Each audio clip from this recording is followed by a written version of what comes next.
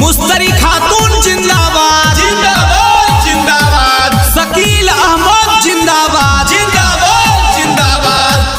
खैरा भाग 11 क्षेत्र संख्या 2 की जनता जिंदाबाद जिंदाबाद जिंदाबाद, शकील अहमद जिंदाबाद जिंदाबाद जिंदाबाद, मुस्तरी खातून जिंदाबाद जिंदाबाद जिंदाबाद, जनी जन के अधिकार बढ़ुए शकील अहमद के पुकार बढ़ुए क्षेत्र की जनता करे पुकार मुस्तरी खातून अब की बात जनी जन के अधिकार बढ़ुए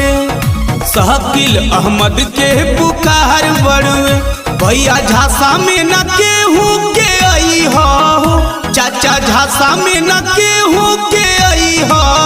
मुस्तरी खातून के अबकी जीतई हो अपन जिला परिषद बनई हो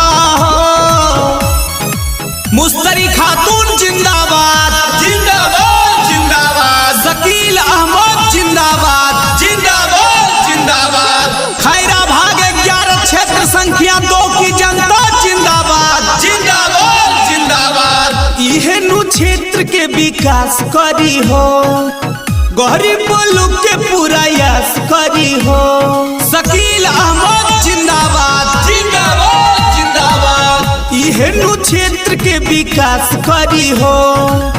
गरीब लोग के पूरा यश करी हो रुपया पैसा में आके न भूलई हो रुपया पैसा में आके न भूलई हो मुस्तरी खातून के अबकी जीतई हो अपन जिला परिषद बनई हो मुस्तरी खातून जिंदाबाद जिंदाबाद जिंदाबाद, शकील अहमद जिंदाबाद जिंदाबाद जिंदाबाद, खैरा भाग 11 क्षेत्र संख्या 2 की जनता जिंदाबाद जिंदाबाद जिंदाबाद, सबसे कोरिले हाथ जोड़ के पुकार